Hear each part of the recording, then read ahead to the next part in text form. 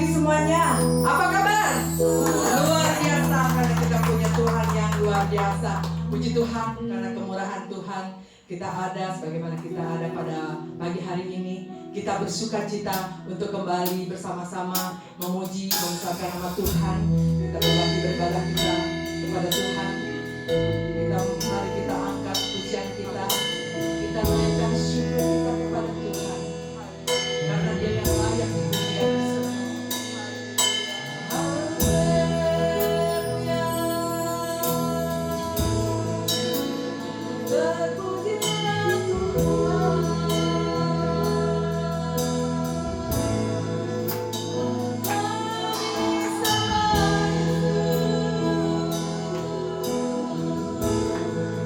Segala pujian bagi Tuhan.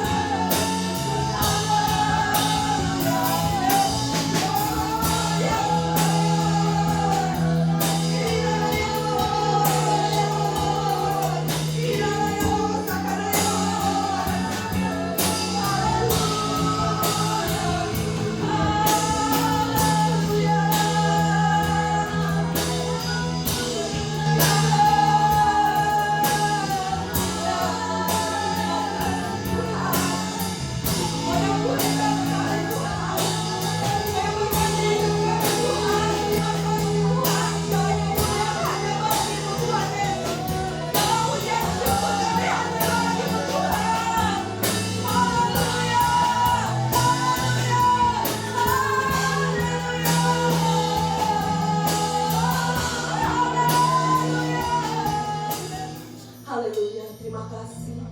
Segala pujian syukur kami hanya bagi-Mu Bapa di surga. Terima kasih Tuhan Yesus buat kehadiran-Mu saat ini Bapa di surga.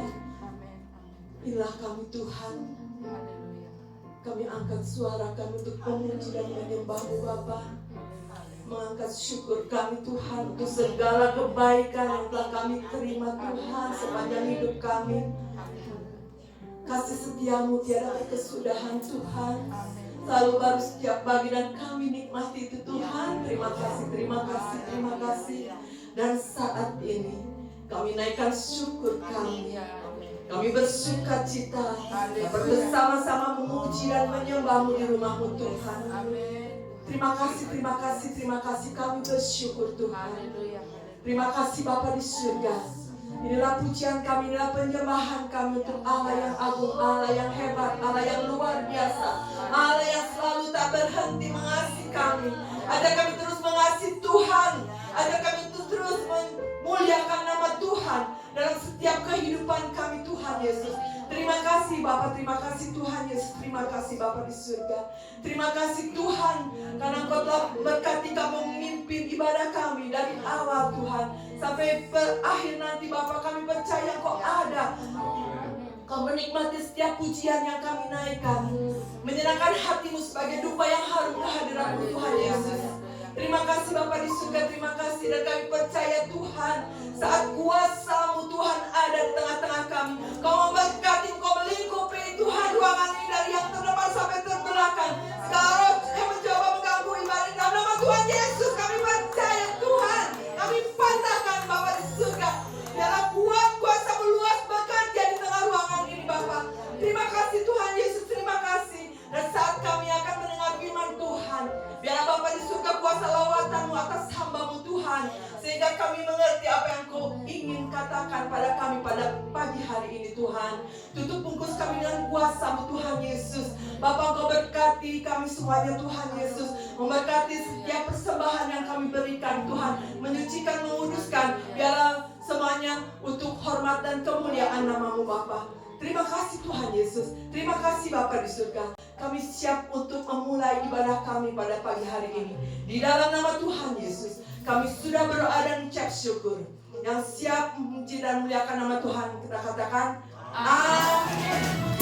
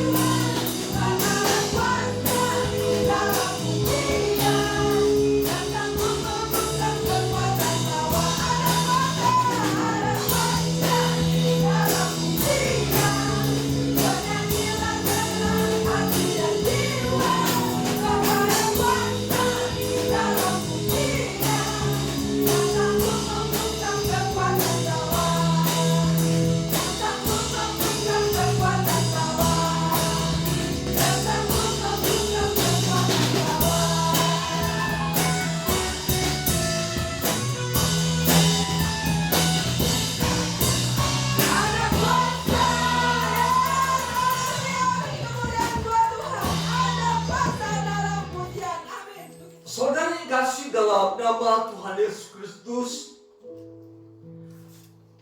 kita adalah orang-orang yang sudah percaya bahwa Yesus adalah Tuhan dan Juru Selamat. Kita dikatakan sebagai manusia ciptaan baru. Tetapi seringkali kehidupan kita tidak menggambarkan bahwa kita adalah manusia ciptaan baru yang harus hidup sesuai dengan firman Tuhan. Mari kita perhatikan 1 Raja-Raja pasal 21 ayat 1 sampai dengan yang ketiga.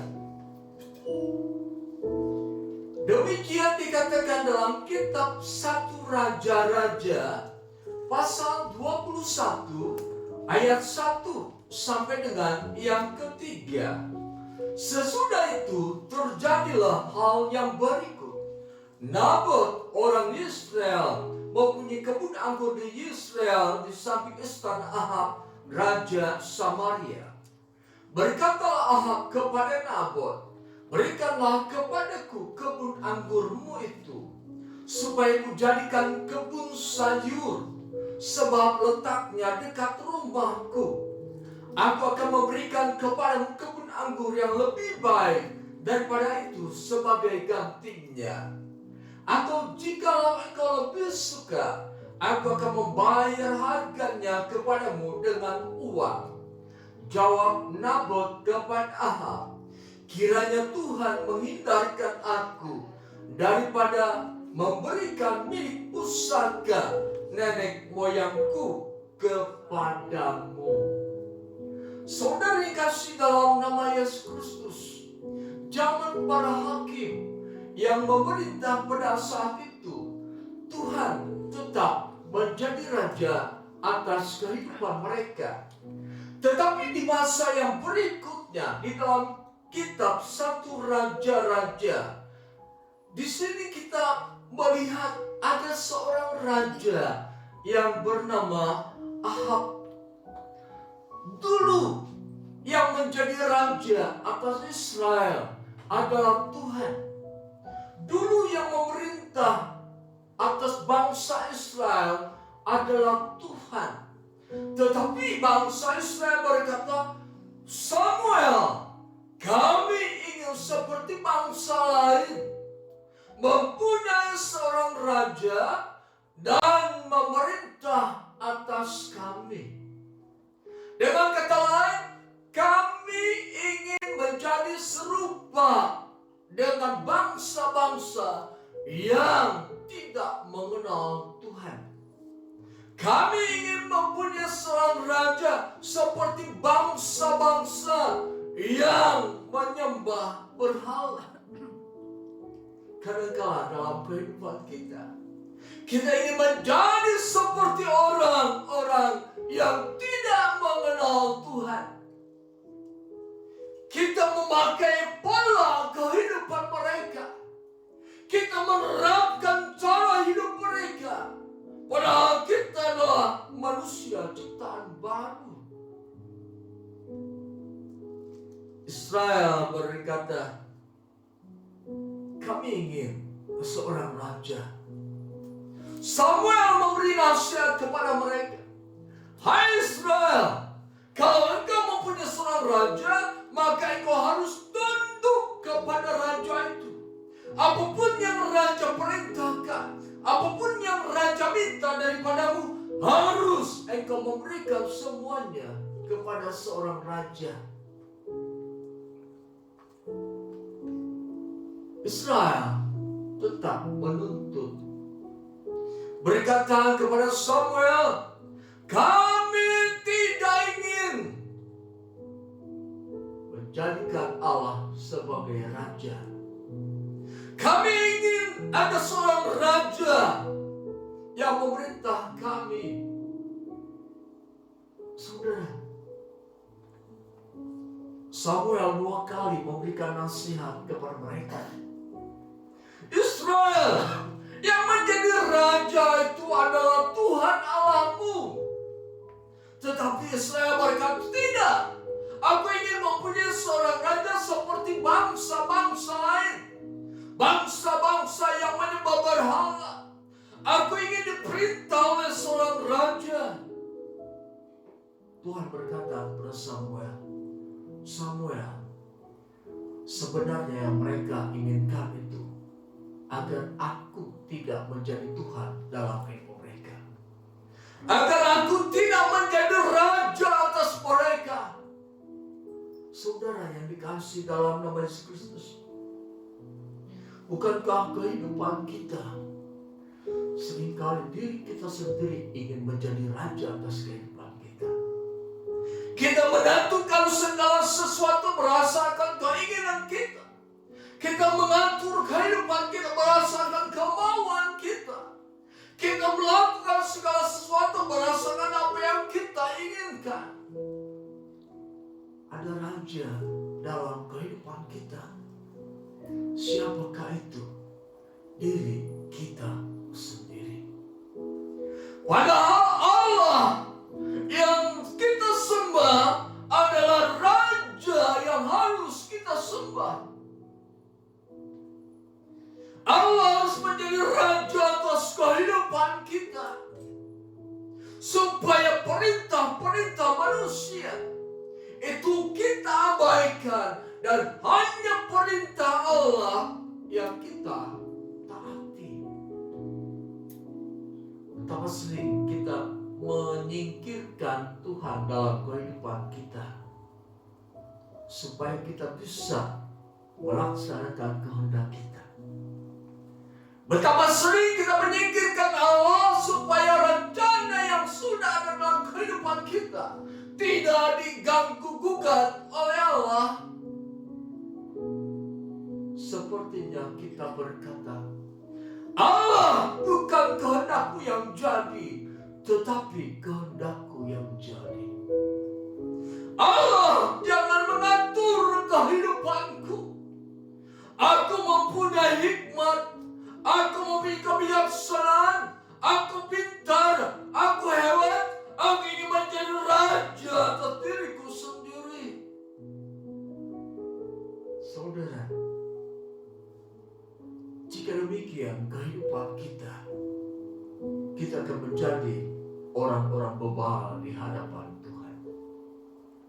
Kita menjadi orang-orang pemberontak di hadapan Tuhan, sebab tidak mau tunduk kepada perintah Tuhan, tidak mau mengikuti apa yang Tuhan katakan. Maunya kita mengatur diri kita sendiri. Perlu kita ketahui, ketika kita mengatur kehidupan diri kita sendiri menurut keinginan yang ada dalam diri kita, berarti kita memberikan kesempatan kepada kedagingan dalam kehidupan kita untuk memerintah kehidupan kita. Ketika ego dalam diri kita, ketika kita menjadi raja dalam diri kita sendiri, itulah celah bagi setan untuk menguasai kehidupan kita. Tidak ada yang teratur dalam kehidupan kita. Tidak ada yang baik dalam kehidupan kita. Ada kehidupan-kehidupan yang tidak kita ketahui, dan hanya Allah yang mengetahui. Bagaimana mungkin kita bisa hidup sesuai dengan apa yang Allah kehendaki kalau kita menjadi raja atas diri kita sendiri, kalau kita diperintah oleh diri sendiri? Saudara, Yesus pernah berkata dalam kitab Wahyu, lihatlah, aku mengetuk pintu. Barang siapa yang membuka pintu, aku termasuk ke dalamnya. Dengan kata lain, Dia ingin menjadi raja atas kehidupan kita. Dia ingin menjadi Tuhan dalam kehidupan kita, yang memerintah kehidupan kita. Tetapi ada kuasa lain yang berupaya menahan rencana Allah dalam kehidupan kita. Ada pribadi lain yang menghalangi sehingga Allah tidak bisa menjadi raja dalam kehidupan kita. Kita menjadi serupa dengan dunia ini. Kita meniru perilaku dunia. Kita meniru keinginan dunia. Cara hidup dunia. Tidakkah kita sadar bahwa hidup kita bagaikan kain lara, tersentuh langsung hancur? Tidakkah kita sadar bahwa kita seperti embun yang tertiup angin kemudian lalu dan lenyap? Tidakkah kita tahu? Tidakkah kita mau menerima kenyataan bahwa kita adalah rumput yang pagi tumbuh, sore sudah layu dan lenyap? Ahab, seorang raja, dia ingin memerintah segala sesuatu. Dia ingin menjadi raja atas kehidupannya. Dia ingin menjadi raja bangsa-bangsa di Israel sana.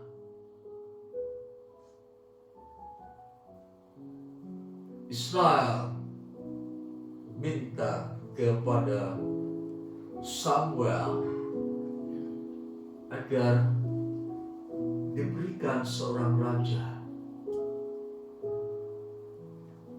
Mari kita perhatikan Mazmur pasal 10. Mazmur pasal 10 ayat 16 sampai dengan 18. Demikian dikatakan firman Tuhan. Tuhan adalah raja untuk seterusnya dan selama-lamanya. Bangsa-bangsa lenyap dari tanahnya. Keinginan orang-orang yang tertindas telah kau dengarkan ya Tuhan. Engkau menguatkan hati mereka. Engkau memasang telingamu untuk memberi keadilan kepada anak yatim dan orang yang terinjak, supaya tidak ada lagi seorang manusia di bumi yang berani menakut-nakuti. Dan mengatakan bahwa Tuhan adalah raja untuk seterusnya dan selama-lamanya. Israel pada saat itu mengenal Tuhan berkuasa atas bumi dan segala isinya. Israel mengakui bahwa Tuhan mencipta langit dan bumi. Tetapi mereka berkata, kami ingin seorang raja. Padahal Tuhan yang mereka sembah adalah Tuhan yang untuk selama-lamanya. Adalah raja yang memerintah mereka selama-lamanya. Adalah raja yang tidak pernah mencari keuntungan untuk diri sendiri. Adalah raja mendengar seruan orang-orang yang tertindas. Adalah raja yang memperhatikan kehidupan rakyatnya. Raja yang berlaku adil terhadap mereka yang terinjak-injak. Namun Israel berkata, kami membutuhkan seorang raja. Tuhan berkata kepada Samuel, sebenarnya yang mereka inginkan adalah mereka tidak mau aku menjadi raja atas kehidupan mereka. Mereka menolak aku sebagai raja atas kehidupan mereka. Saudara, Tuhan memelihara mereka. Tuhan memberkati mereka. Tuhan menolong mereka. Melepaskan mereka dari penderitaan. Melepaskan mereka dari musuh-musuh. Melepaskan mereka dari penjajahan orang-orang yang tidak mengenal Tuhan. Segala kebaikan Tuhan, segala karya Tuhan, segala keajaiban Tuhan sudah kerjakan dalam kehidupan bangsa Israel. Tetapi mereka berkata, kami seorang raja. Dengan kata lain, kami tidak mau diperintah oleh Tuhan. Kami tidak mau menuruti peraturan-peraturan Tuhan. Kami ingin seorang raja. Dari sekian banyak raja-raja yang dipilih oleh mereka, ternyata mereka adalah raja-raja yang hidupnya sebagai orang yang memberontak kepada Tuhan. Orang yang melakukan kejahatan kepada Tuhan. Orang yang hidupnya fasik di hadapan Tuhan. Orang yang membawa rakyat menjadi penyembah berhala. Termasuk Ahab di dalamnya. Tuhan berkata, aku raja atas mereka. Tetapi kini mereka menolak aku menjadi raja atas kehidupan mereka. Pemazmur katakan, Allah adalah raja untuk selama-lamanya. Bangsa-bangsa, musuh-musuh Israel dikalahkan oleh Allah yang adalah raja. Allah membela orang-orang yang tertindas. Allah membela orang-orang yang hidupnya terpuruk. Allah mendengar dan Allah memasang telinganya kepada orang Israel. Sekalipun mereka melihat kebaikan Allah, sekalipun mereka melihat kuasa Allah, sekalipun mereka sudah menerima kebaikan Allah, mereka sudah menikmati berkat-berkat Allah, mereka berkata, aku tidak perlu Allah. Aku perlu seorang raja yang akan memimpin kehidupanku. Aku perlu seorang raja yang akan memerintahku. Aku perlu seorang raja yang akan memimpin kami dalam peperangan supaya kami meraih kemenangan. Di dalam sejarah, ternyata ketika Allah tidak beserta dengan Israel, tidak pernah sejarah mencatat Israel menang dalam peperangan. Tidak pernah Israel hidup dalam damai sejahtera. Tidak pernah Israel hidup dalam kebebasan. Mereka ditindas oleh bangsa-bangsa lain. Mereka diperbudak oleh bangsa-bangsa lain. Bahkan di dalam kitab Gideon, atau dalam tokoh yang bernama Gideon, ketika itu Israel, mereka berkebun anggur. Mereka berkebun pada saat mereka hendak menuai hasil kebun mereka. Gandum, ternak-ternak mereka, pada saat mereka harus menikmati apa yang sudah mereka kerjakan, ternyata bangsa-bangsa lain merampas semua itu. Inilah perilaku bangsa yang menolak Tuhan sebagai raja di dalam kehidupannya. Pemazmur katakan, Tuhan adalah raja untuk selama-lamanya dan seterusnya. Artinya Tuhan harus menjadi raja dalam kehidupan Israel. Tuhan harus menjadi raja atas kehidupan umatnya. Tuhan harus menjadi raja atas kehidupan orang yang percaya kepadanya. Siapakah yang akan membela kita ketika orang-orang sekitar kita berupaya membuat kita tidak hidup dengan nyaman di dalam dunia ini? Siapakah yang akan membela mereka yang teraniaya? Siapakah yang akan membela mereka pada saat mereka disiksa, pada saat mereka dianiaya? Seorang raja tidak mempunyai kuasa untuk menanggulangi semua itu. Seorang raja tidak bisa melakukan hal itu karena justru dia pun terlibat dalam kejahatan. Israel berkata, kami butuh seorang raja.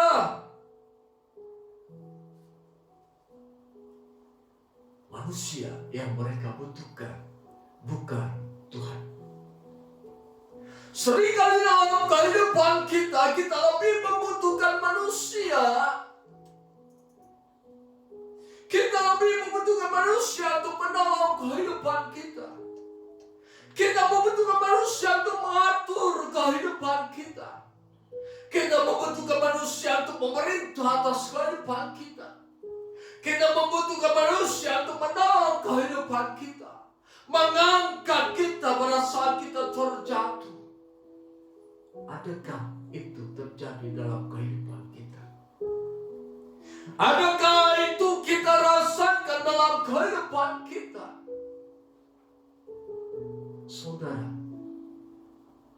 itu bisa terjadi, tetapi sifatnya sementara. Itu bisa dilakukan oleh orang-orang lain kepada kita, tetapi sifatnya sementara. Tetapi Tuhan adalah Raja untuk seterusnya dan selama-lamanya.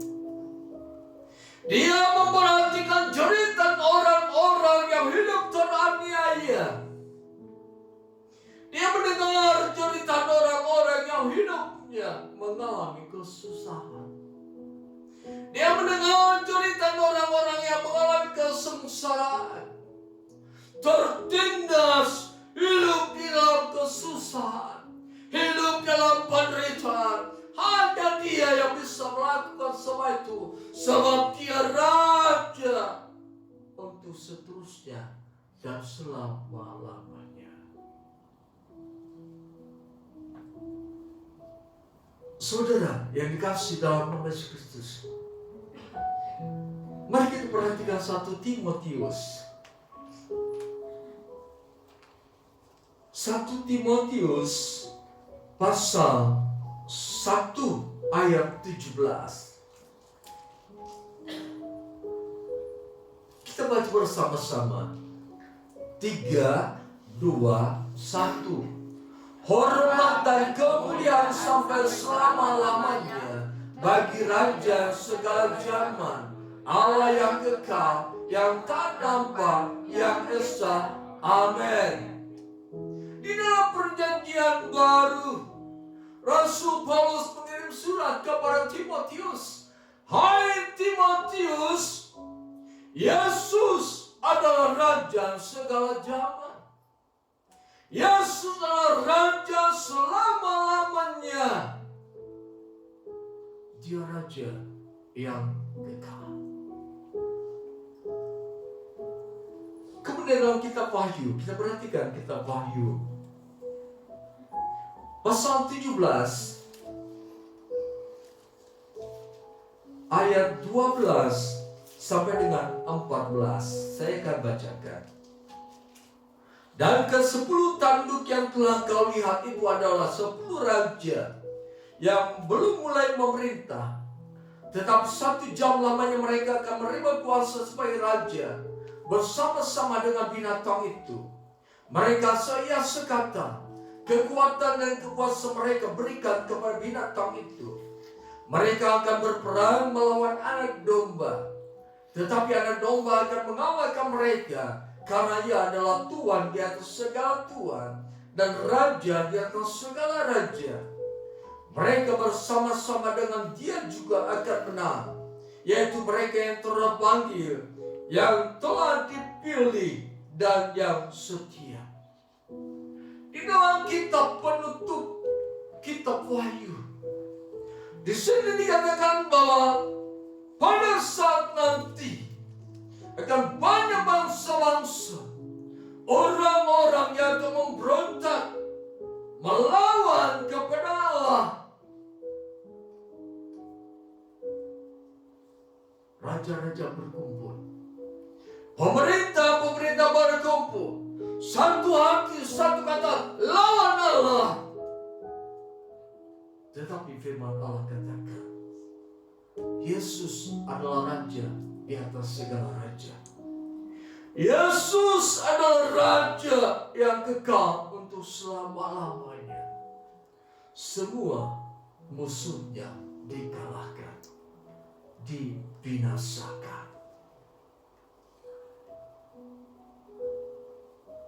Kalau kita mendengar firman Tuhan ini, adakah hati kita terbuka pada saat ini untuk berkata, Tuhan, Engkaulah Raja atas kehidupanku.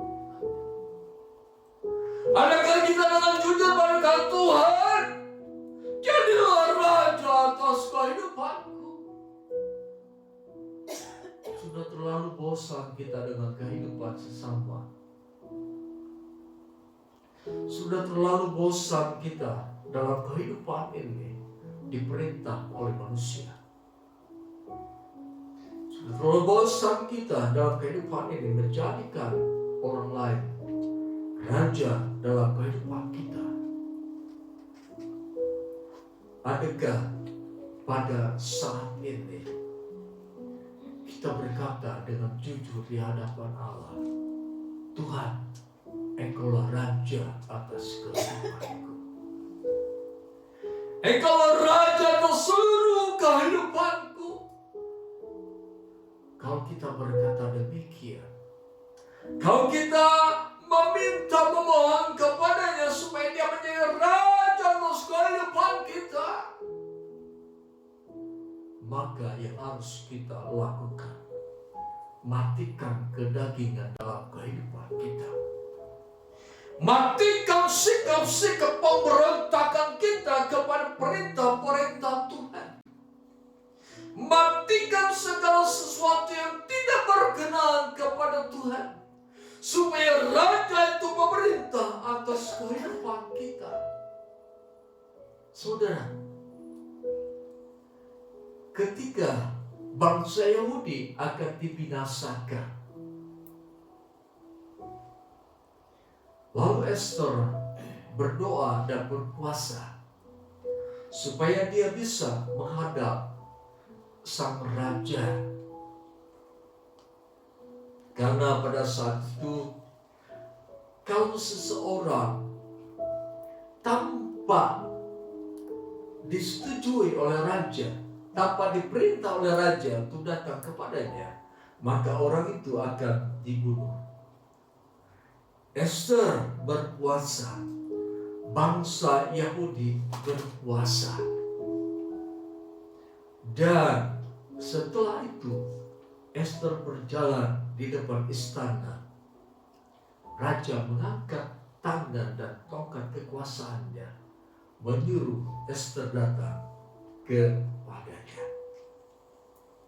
Artinya kita harus memperhatikan bahwa kalau Tuhan kita jadikan raja dalam kehidupan ini, kita harus tunduk kepada perintah-perintah Tuhan.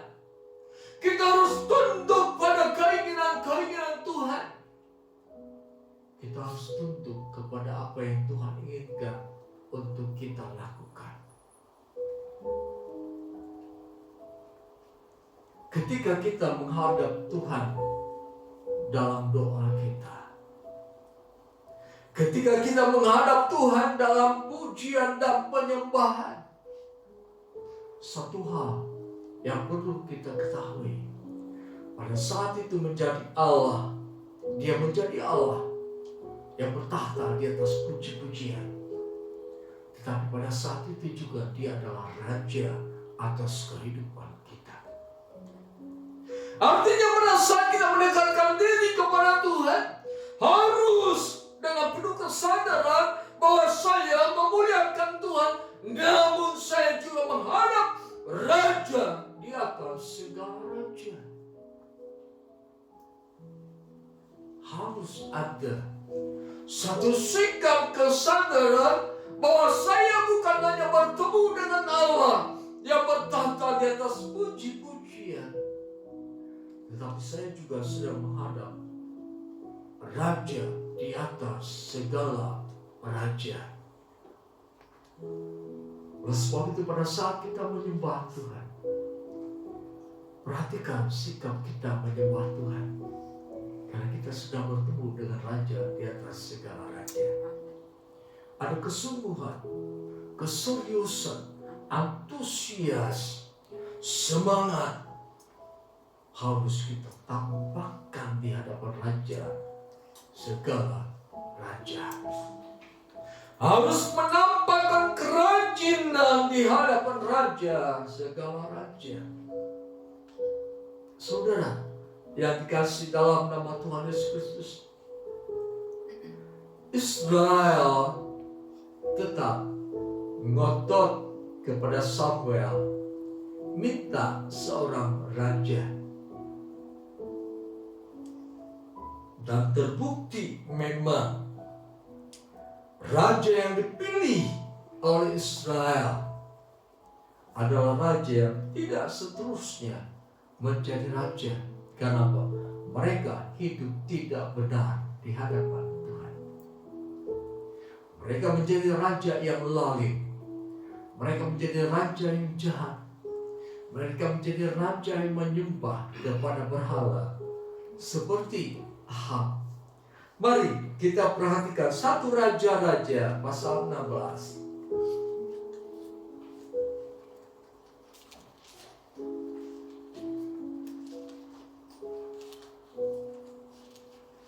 1 Raja-Raja pasal 16 ayat 29 sampai dengan 33.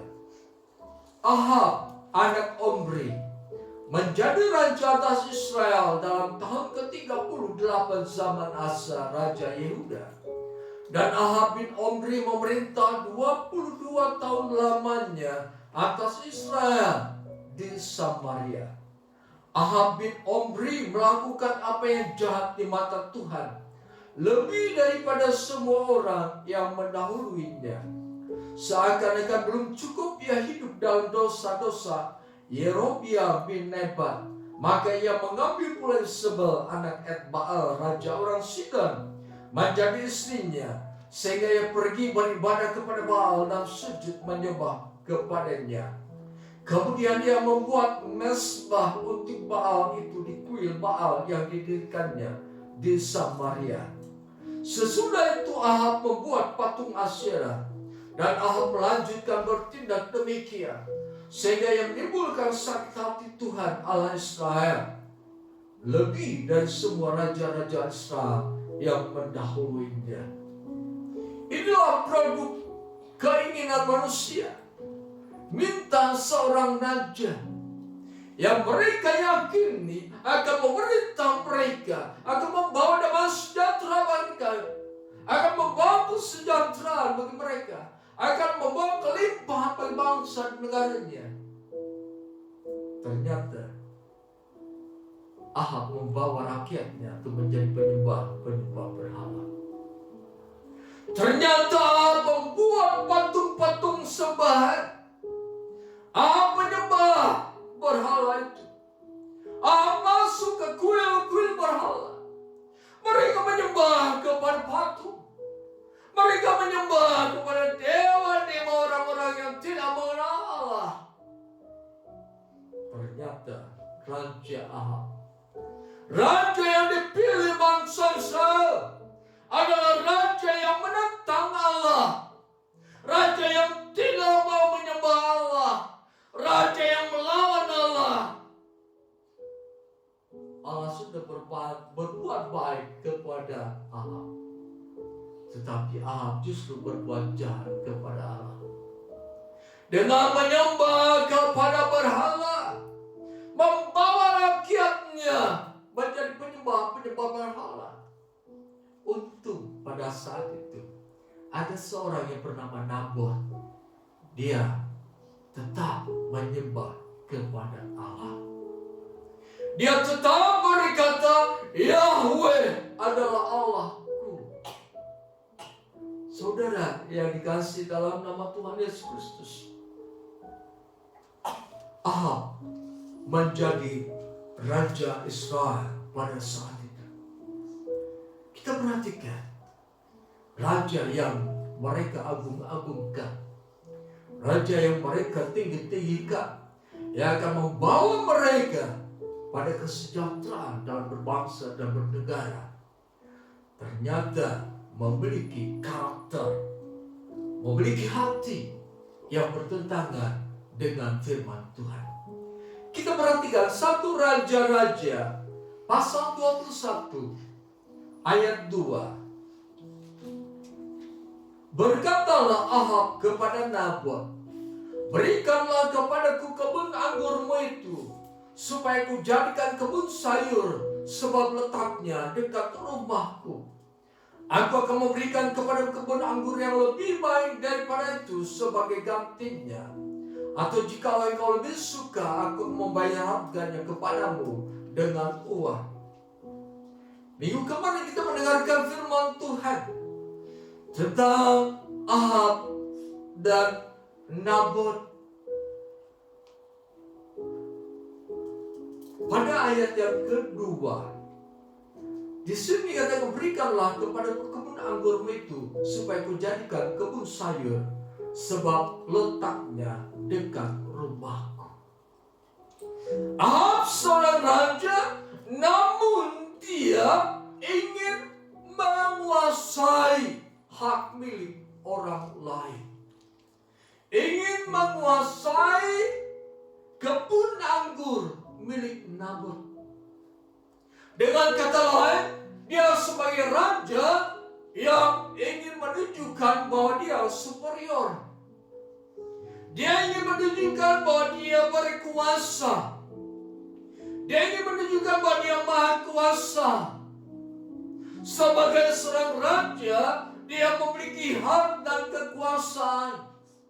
Oleh sebab itu dia berkata kepada Nabot, berikan kebun anggurmu kepadaku.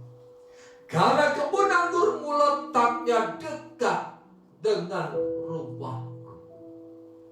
Dengan kata lain, hai Nabot, aku rajamu, memiliki kekuasaan, memiliki hak penuh terhadap kebun anggurmu. Berikanlah kepadaku. Inilah raja-raja yang ego di dalam kehidupannya. Dia bukan memerintah bangsa Israel, bukan memerintah rakyatnya untuk kesejahteraan rakyat, untuk kebahagiaan rakyat, untuk kecukupan kebutuhan sandang dan pangan kehidupan rakyatnya. Tetapi dia tampil sebagai seorang raja yang mengutamakan hak dan kekuasaannya, meminta kebun anggur Nabot. Atau dengan kata lain, dia berkata, kutukar dengan kebun anggurku yang lebih baik. Jadi saat Ahab menjadi raja, ada karakter dalam kehidupannya, hati yang berpusat kepada kemauannya. Masa bodoh, orang hidup susah, yang penting aku senang.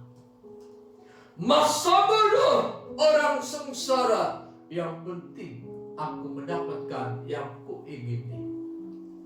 Masa bodoh, orang hidup di dalam kesengsaraan, penderitaan dan kesusahan. Yang penting aku raja, adalah raja yang berkuasa atas mereka. Inilah yang dinamakan dengan raja yang lalim, mementingkan diri sendiri, merampas hak milik orang lain. Yang kedua, kita perhatikan, aku akan memberikan kepadamu kebun anggur yang lebih baik daripada itu sebagai gantinya. Ketika Ahab pertama mengatakan berikan kepadaku, Nabot tidak berbicara. Lanjut Ahab berkata, aku akan memberikan kepadamu kebun anggur yang lebih baik daripada itu sebagai gantinya. Artinya Ahab menjadi raja yang sudah kaya, punya banyak kebun anggur, tetapi toh dia adalah seorang raja yang serakah, seorang raja yang tamak. Milik Nabot pun merusaknya, akan diambilnya. Kemudian yang ketiga, kita perhatikan ayat yang kedua. Atau jika engkau lebih suka, aku akan membayar harganya kepadamu dengan uang. Di sini yang ketiga, Ahab memakai cara untuk mendapatkan kebun anggur Nabot. Dia berkata, aku akan membayar harganya kepadamu dengan uang. Ahab berkata bahwa uang adalah segala-galanya bagi dia. Ahab mempunyai prinsip bahwa uang bisa menyelesaikan masalah. Ahab berprinsip banyak uang bisa mendapatkan segala sesuatu. Dia berkata, aku tidak dapat memiliki segala sesuatu tanpa uang. Aku tidak bisa makan dan minum tanpa uang. Saudara, seringkali uang menjadi raja dalam kehidupan kita. Kita berlomba-lomba mencari. Kita berlomba-lomba mengerahkan seluruh tenaga dan kemampuan kita untuk mengumpulkan uang. Kita berpikir dengan uang kita bisa mengatasi segala-galanya. Kita mempunyai prinsip uang dapat menyelesaikan masalah dalam kehidupanku. Pernahkah kita mendengar postingan bagaimana seorang yang kaya raya sakit? Dia membawa uang sekoper penuh dan dia berkata, uang ini bisa memberi kesembuhan kepadaku. Dia datang kepada dokter dan dokter katakan, penyakit ini tidak bisa disembuhkan. Engkau akan mati karena penyakit ini. Lalu dia meminta kepada dokter, tolonglah aku, selamatkanlah aku. Ini uang yang banyak akan kuberikan kepadamu. Biarkan aku hidup lebih lama lagi. Tetapi dokter katakan, tidak bisa. Ternyata uang tidak bisa membeli kesehatan dalam kehidupan kita. Hanya Tuhan yang bisa memberi kesehatan kepada kita. Kesehatan yang baik hanya Tuhan yang bisa memberikan kepada kita. Uang tidak bisa memberi keselamatan dan kesehatan. Uang tidak bisa membeli kebahagiaan dalam rumah tangga kita. Uang tidak bisa membeli segala sesuatu yang mendatangkan sukacita dalam kehidupan kita. Ternyata apa yang Ahab katakan, jika engkau lebih suka, aku akan membayar harganya kepadamu dengan uang. Saya katakan tadi bahwa seorang raja yang kaya. Tetapi ada pertanyaan, uang siapakah yang dia pakai untuk membeli kebun anggur? Uang pribadi atau uang kerajaan? Kalau uang pribadi itu tidak menjadi masalah, sebab itu milik pribadinya, dia membeli kebun anggur Nabot. Tetapi kalau dia memakai uang kerajaan untuk pribadinya, ini yang menjadi masalah. Inilah yang terjadi dalam postingan-postingan pada saat ini di channel YouTube. Begitu banyak orang yang menggunakan uang orang lain untuk memperkaya diri. Ayo kita bikin perkumpulan. Setiap anggota harus setor tiap bulan sekian puluh ribu untuk kesejahteraan para anggota. Ternyata bukan anggota yang sejahtera, pimpinan perkumpulan yang sejahtera, hidup bermewah-mewahan, membangun rumah yang mewah, sedangkan anggota hidup di dalam kesusahan. Saudara yang kasih dalam nama Yesus Kristus, kadang-kadang juga kita melihat seseorang yang menunjukkan kekayaan dalam kehidupan pribadinya. Tetapi perlu juga kita ketahui, kekayaan pribadi atau kekayaan orang lain yang dia pakai. Misalnya beberapa waktu yang lalu, ada mereka sekeluarga yang pergi melakukan perjalanan ke satu tempat yang jauh. Kemudian sesampai di Bandara Soekarno-Hatta, ternyata anggota kelompok mereka datang.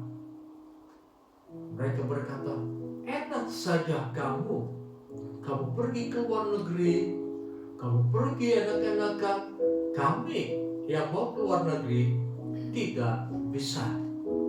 Kamu memakai uang kami. Itulah saudara yang kasih dalam nama Yesus Kristus. Ahab berkata, aku akan membayar harganya kepadamu dengan uang. Uang siapa yang dia pakai? Uang pribadi atau uang kerajaan? Dalam satu organisasi pun seringkali kita mendengar bagaimana seseorang bisa cepat menjadi kaya ketika dia menjadi pemimpin organisasi. Bagaimana dia menjadi orang kaya ketika dia menjabat sebagai bendahara dalam sebuah organisasi. Saudara, apalagi ketika organisasi tersebut tidak memberikan laporan yang terbuka mengenai keuangan. Uang raib dengan begitu saja. Uang dipakai oleh mereka yang ada memiliki jabatan, sedangkan pengikut-pengikutnya tidak mendapatkan apa yang mereka katakan untuk kesejahteraan mereka. Saudara yang kasih dalam nama Yesus Kristus, inilah karakter yang ada dalam kehidupan Ahab sebagai raja yang dipilih oleh bangsa Israel. Hidup mengandalkan superiornya atau egonya dan tidak memperhatikan rakyatnya. Yang kedua, dia berkata segala-galanya adalah uang. Saudara, kalau kita memiliki sikap seperti Ahab, kita ingin menguasai diri kita sendiri.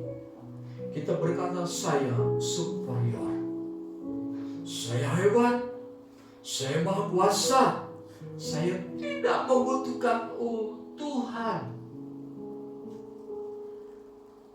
Harus kita sunat hati ini. Harus kita perbaiki hati ini. Sehebat apapun kita adanya, kita adalah kain lara di hadapan Tuhan. Kita adalah embun yang bisa hilang kalau tertiup angin. Jikalau kita memiliki sikap hati seperti Ahab yang menyatakan bahwa uang segala-galanya, itu juga harus kita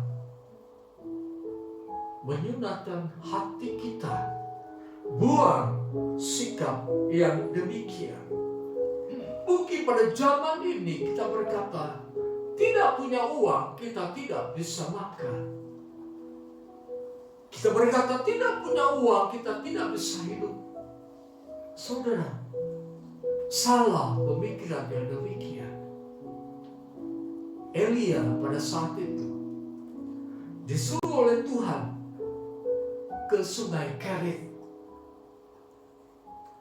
Elia tidak mempunyai uang untuk membeli makanan selama dia tinggal di Sungai Kerit.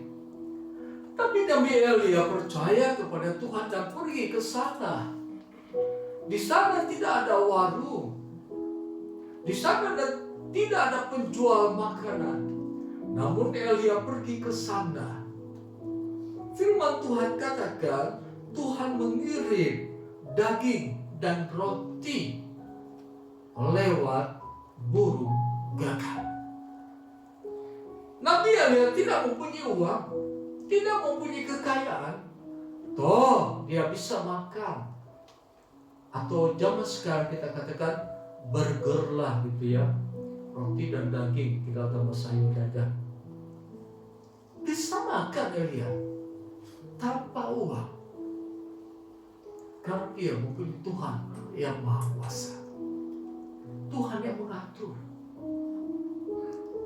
Suatu ketika Yesus mengajar, banyak orang yang mengikuti Yesus.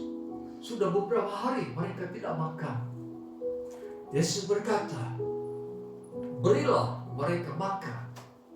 Murid-murid Yesus berkata, Tuhan, kita tidak mempunyai uang secukupnya untuk memberi kepada mereka makan berapa ribu orang ini. Bagaimana mungkin kita butuh uang untuk membeli roti? Kita tidak mempunyai uang untuk membeli roti. Lalu Yesus bertanya, siapa yang mempunyai makanan? Ada anak kecil berkata, aku mempunyai ikan dan roti, 5 roti dan 2 ikan. Yesus berkata, suruhlah mereka duduk berkelompok-kelompok. Lalu Yesus mengucap syukur kepada Allah. Yesus mendoakan 5 roti dan 2 ikan itu. 5.000 orang laki-laki mendapatkan makanan. Belum perempuan, belum anak-anak. Diberi makan oleh Tuhan. Mereka tidak mempunyai uang untuk membeli roti. Dan tidak ada warung yang dapat mereka datangi untuk mendapatkan roti. Mereka bisa itu tanpa uang. Karena Tuhan yang memberi mereka makan. Jadilah orang-orang yang tidak bergantung kepada uang dalam kehidupan ini. Jadilah orang yang tidak memberikan diri ini untuk mempercayai bahwa uang segala-galanya bagi kita. Jadilah orang yang tidak mempercayai bahwa hanya dengan uang kita bisa hidup. Saudara, beberapa negara mengalami kebangkrutan. Banyak yang mengalami kelaparan. Tetapi Tuhan yang adalah Raja bagi orang yang percaya tidak membiarkan orang-orang percaya menderita kelaparan. Mari kita perhatikan dalam kitab Yesaya pasal 55.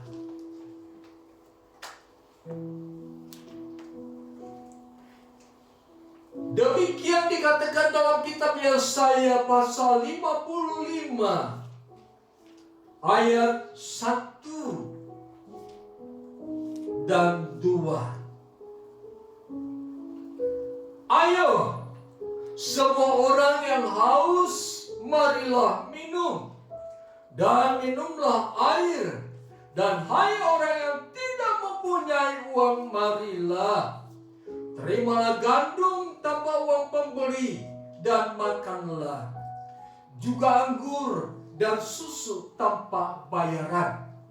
Mengapakah kamu belanjakan uang untuk sesuatu yang bukan roti, atau upah jerih payahmu untuk sesuatu yang tidak mengenyangkan?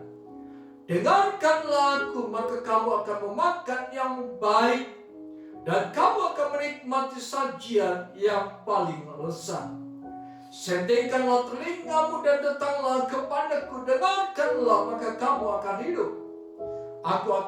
Aku hendak mengikat perjanjian abadi dengan engkau, menurut kasih setia yang teguh yang kujanjikan kepada Daud. Saudara, Yesaya berkata kepada bangsa Israel, hai bangsa Israel, mari datang kepada Tuhan. Engkau perlu gandum, datang kepada Tuhan. Dia memberi kepadamu tanpa engkau harus membayar. Hai Israel, engkau ingin minum susu, datang kepada Tuhan. Engkau pasti mendapatkannya. Hai Israel, engkau ingin mendapatkan anggur, datang kepada Tuhan. Tuhan akan memberikan kepadamu tanpa harus engkau membelinya. Saudara, perhatikan, setan akan mengajar kepada kita. Dia akan terus menanamkan satu prinsip dalam kehidupan ini. Tanpa uang kita tidak bisa hidup. Tapi jelas firman Tuhan katakan, tanpa uang Nabi Elia bisa hidup. Tanpa uang beribu-ribu orang diberi makan oleh Tuhan Yesus. Dan terakhir saya katakan, marilah minumlah air, hai orang yang tidak mempunyai uang. Makanlah gandum, anggur, dan susu tanpa harus membeli. Jadi, tanpa memiliki uang pun Tuhan sanggup melakukan perkara besar atas kehidupan kita. Bukankah hal ini sudah terjadi dalam kehidupan kita? Misalnya, ketika kita mengalami kesusahan, kita mendapatkan sembako gratis. Itu kebenaran firman Tuhan.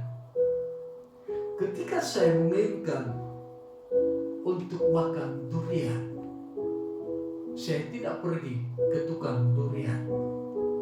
Saya berkata kepada Tuhan, saya ingin durian. Ada orang yang mengantarkan durian kepada saya. Bukankah saya mendapatkan durian tanpa mengeluarkan uang? Terlalu banyak mujizat yang akan Tuhan kerjakan dalam kehidupan kita. Terlalu banyak persediaan makanan minuman yang Tuhan sediakan bagi kita. Terlalu banyak kebutuhan-kebutuhan yang kita harapkan akan Tuhan berikan kepada kita. Terlalu banyak, saudara. Arahkan kehidupan kita kepada Tuhan. Tuhanlah jaminan dalam kehidupanku. Tuhanlah yang mencukupkan segala kebutuhanku. Tuhanlah yang memberkati kehidupanku. Tuhanlah yang mengadakan apa yang tidak ada menjadi ada. Tuhanlah segalanya bagiku.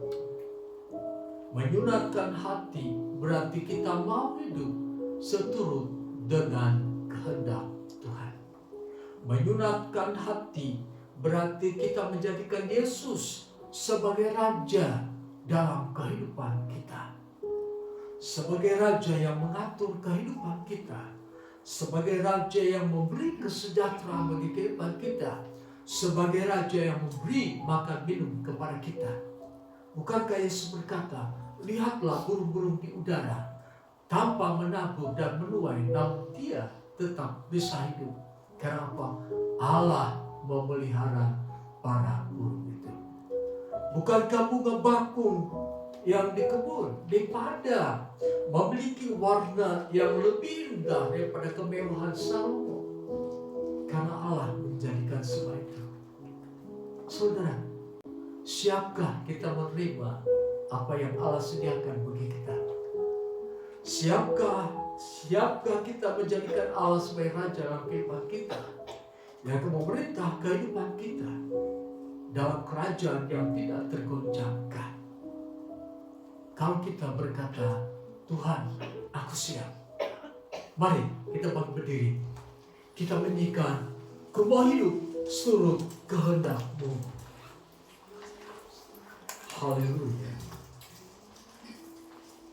Kita persiapkan hati kita supaya apa yang segala raja perbuat bagi kita dapat kita terima semuanya. Haleluya. Ku mau hidup turut kehendak-Mu. Haleluya.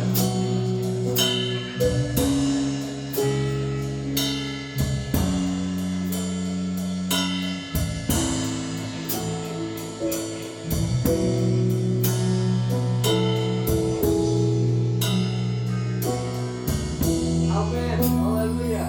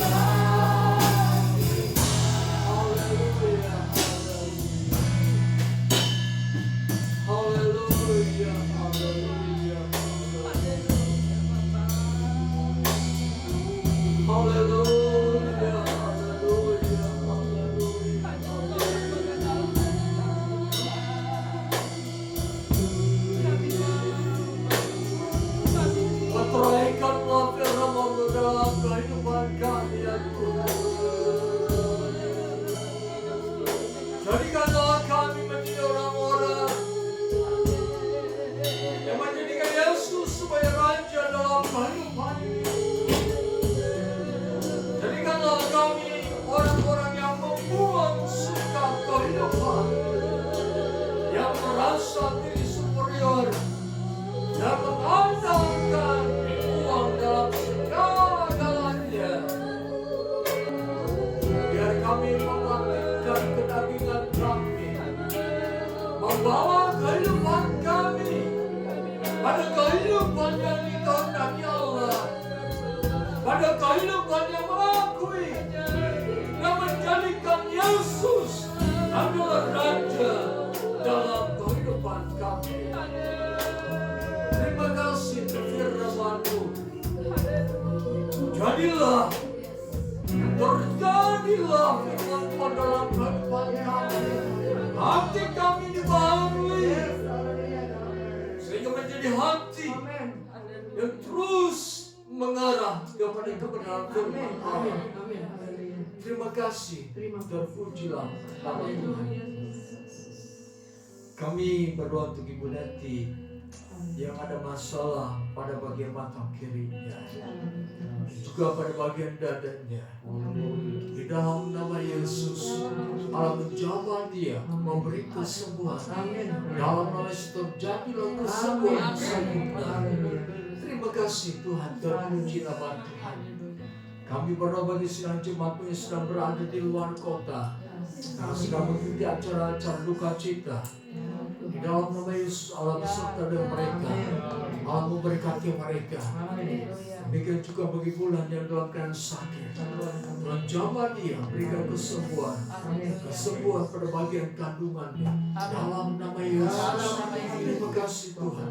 Kami yakin percaya Tuhanlah Tuhan yang mencukupkan apa yang kami butuhkan dalam kehidupan ini. Kami terlalu percaya dan terlalu yakin bahwa tidak ada Tuhan selain Engkau, Yesus Kristus, Tuhan dan Juru Selamat kami. Terima kasih Tuhan. Berkati para pemain musik, Well Singer, mereka yang sudah ambil bagian dalam pelayanan di bagian ini. Tambahkan terus kepada mereka kecintaan akan Tuhan. Biarlah segala sesuatu mereka kerjakan, mereka lakukan seperti untuk Tuhan dan bukan untuk manusia. Kami berdoa bagi jemaat di tempat ini Tuhan. Atau pencarian usaha dengan pekerjaan mereka, baik di dalam maupun di luar rumah, diberkati Tuhan. Lumbung makanan mereka diberkati Tuhan. Ketika mereka hidup sesuai firman Tuhan, terjadilah firman Tuhan, mereka akan terus naik-naik dan bukan turun. Mereka akan menjadi kepala dan bukan ekor. Mereka akan tetap berdiri sekalipun orang-orang di sekitarnya lemah.